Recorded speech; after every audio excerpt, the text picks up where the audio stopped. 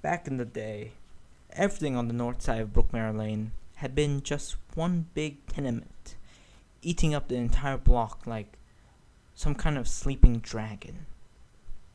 Then, the dragon woke up one chilly night 10 years ago. One unwatched stove was all it took. The next thing any pony knew, the whole block disappeared in a blaze.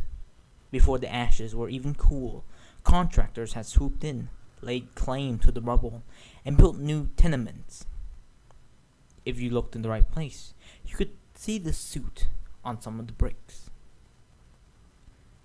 167 Brookmere had apparently gotten the short end of that deal. It was all but strangled in its little space, the surrounding buildings pressing and clawing at it. It didn't help that it was 2 floors shorter than both of them. No luck for the underdog. The front door did its best to keep me out, but stubbornness and a strong shoulder always wins against stuck hinges.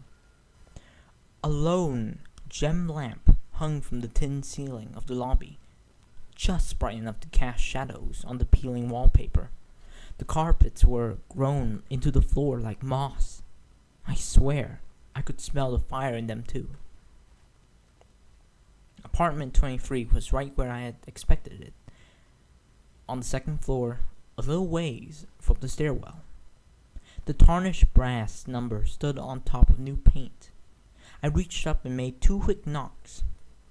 There was no answer, of course. But it was the thought that counted. I knocked on the door again, this time bending down to look at the keyhole. There wasn't much to see inside. No movement or sound. But there was an interesting set of marks around it. They were cut into the metal roughly, shining against the worn patina like chicken scratches in fresh dirt. "Excuse me, can I help you?" The mare clambering up the steps would have had an easier time going down them. She was thick in the neck, thick in the leg, and thick in the face. It was a wonder her pasty dress could keep her contained. Her violet eyes were narrowed beneath her tiny spectacles. I said, tipping my hat to her. "How do you do, ma'am?" "Fine, thank you. Who are you?" I gave it to her straight. "Name's Applejack. I'm P.I. "Oh," she said. Her expression would have killed a cat. "Is that what you are?" I reached inside my coat and pulled out one of my business cards. "That's the honest truth. Yep. I'm guessing you're the landlady?" She took the card, gave it one quick look, and stuffed it down the neck of her dress. "Yes, I'm Manehattan, and I'd like to know what business you have here." I jerked a hoof at the door. "Just trying to get in touch with Miss Sugarbeets. Is she around?" If she had squinted any harder, her eyes would have disappeared. "You're the second pony snooping around here after Mrs. Beets." "Sounds like she's a popular girl." "I wouldn't know. I don't pry." "Well, seeing as she's apparently not home, let me ask you this, ma'am. When was the last time you talked to her?" "I don't think that's any of your business." I sighed. Folks in this town used to be trusting. "Ma'am, I'm afraid it is my business. Apparently she's gone missing." That got a raised eyebrow.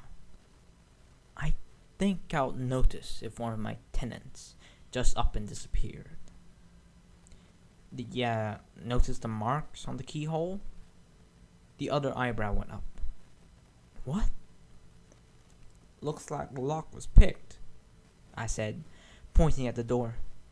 "Some pony wanted in, and they weren't very skilled or patient." She approached the door on nervous hooves, as though it might fall on her. She had survived, I'm sure. She adjusted her spectacles, frowning at the keyhole. "I don't know what you're talking about," she said, straightening up. "It looks no different to me." "With all due respect, ma'am, I know lockpicker's marks when I see 'em. Mrs. Beats would have to be a real careless or real drunk to miss the keyhole that badly. What little I know of her, she doesn't seem the type. She turned her frown to me. No, she's not. Well then, I'll ask again, ma'am. When was the last time you saw her? Have you checked in on her recently? I might have seen a hint of softness cross her gaze. Just a trickle, like rain from a gutter. No, I haven't. Ma'am, I'm just trying to find out if she's alright. Could you help Amir out, please? Her hard expression washed away. At least you're polite. Okay, I'll have a peek inside. Much obliged, ma'am. I started for the door. She struck her out a hoof. You stay put right there, missy. You got it, ma'am. She drew a set of keys from somewhere and started pawing through them. It took her a minute to hold each up to the light. I just sat back and waited, wondering where she had gotten that dress of hers. They didn't sell them like that anymore. She must have knocked over a museum someplace. Finally, the lock clicked. I pulled myself off the wall just as she called out, "Mrs. B, are you Her back left hoop trembled as she stepped back from the door. Her eyes were wide, her mouth struggling to form some whispered words. I moved quickly, rounding the door jamb in a flash, and felt my jaw clench. On its own, the apartment would have been fairly normal, if a bit small.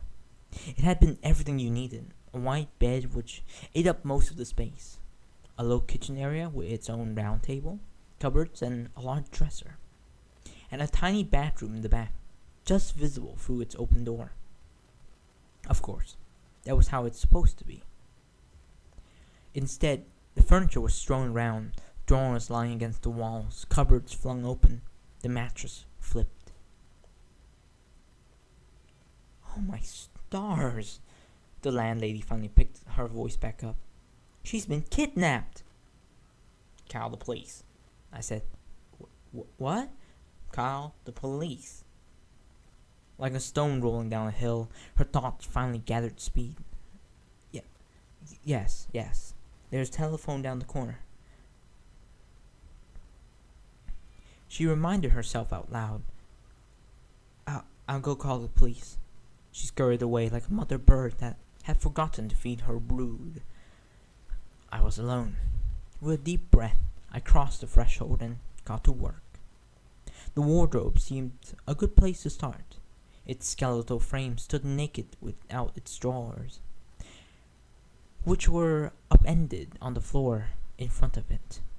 I pawed among them carefully, flipping them over in turn.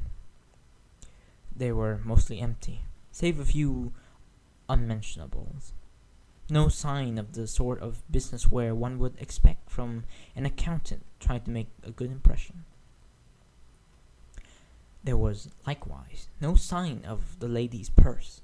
But then, a burglar wouldn't leave that. The problem, though, was the silverware strewn around in front of the pantry. It wasn't stellar, but it was genuine, and would fetch at least 50 bits in the right place. That could mean the difference between being fed and being dead in this city. Even more interesting was the table. It was as messy as the rest of the place, and yet more organized. Papers were piled atop it, papers and envelopes. They had all been torn open, from the personal letters to the junk mail. Mr. Oak's signature stood out on a few of them. I checked the dates. The newest was a week old, with more going back several weeks. At the bottom was buried treasure, an evening paper from 5 days ago, a definite date. Scrawled out in one of the margins was a message: 10 a.m., 23 Greenwick Avenue. The writing style looked familiar. It matched the flowing grace of Mrs. Beats' letters. and the address was one I instantly recognized. Heavy footsteps echoed down the hall. Out of time. I hurried over to the door and made a show of examining the lock again. The police are on their way, said Mellowheart, panting heavily. Good. Don't forget these, I said, holding up the key ring. She grabbed hold of it as though the keys were lead. How could this have happened? I never thought. No pony ever does. I flipped open my notebook. If it's alright, ma'am, I think it's time I asked you some questions. Alright. Shouldn't we wait for the police, though? Best to get it all out of the way while it's still fresh, ma'am. Now, I need you to think. When did you last see her? I'm not sure exactly. She tended to work odd hours, as far as I could tell. She only ever came back here to sleep. How about rent payments? You do those in person? She left past month's rent like she always did. This month isn't due for another week, unless they miss their payment. I leave my tenants alone. So you just missed her. When did you last see her? Did she seem okay? Anything seem to be troubling her? I don't think so. But, oh, maybe I missed something. She stamped a heavy hoof. I must have missed something. Easy, ma'am. Don't bring down the building over this. Has there been any pony around who shouldn't have? She inhaled sharply. That other stallion, the one with the blue suit. He was nosing around here just the other day. Her frown from before returned, this time with more menace. I knew he was up to no good. Let's not jump to conclusions. What was he doing here? I found him lurking around the door here. He said he was Mrs. Beat's boyfriend, but I didn't believe that for a minute.